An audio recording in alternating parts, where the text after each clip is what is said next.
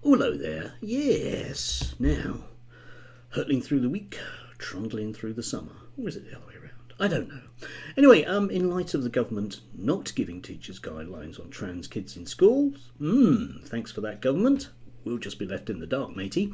I thought we'd have a look at a particular headline in the Telegraph. Christians seen as aggressive in trans court cases. Church of England director claims Reverend Dr. Malcolm Brown said a legal battle over the controversial sacking of a Christian teaching assistant could be a turning point. Yes, let's hope that it is. The Daily Telegraph reported this case as a victory, despite the fact that actually her being sacked was upheld. So she's given a right to appeal, which apparently is a victory. Hooray! Except it really isn't, is it? Anyway, somebody will be funding her legal costs, so that's okay. Yes, it goes on. Senior contacts in the legal profession told us of the judiciary increasingly frustrated with the way these cases are being argued in the courts, with the aggressive voices typically beginning to be seen as typically Christian.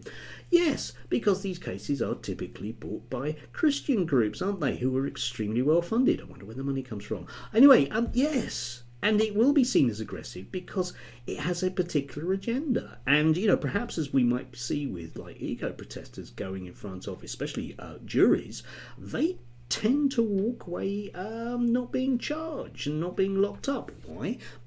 Because juries tend to be sympathetic to people that have a reasonable case. So if the cases aren't being seen as reasonable, could it be, drumroll, they're just not reasonable?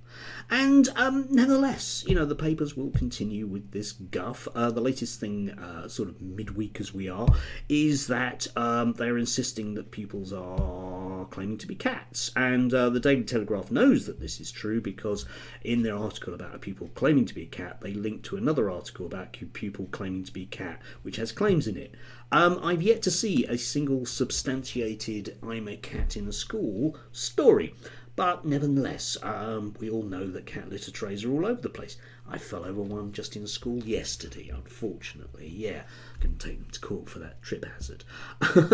Rishi Sunak obviously has weighed in the way that he does, having been hiding from Boris and the vote, to say that kids shouldn't identify as cats. Okay then, but it's not teachers that are allowing kids to identify as cats, is it, government?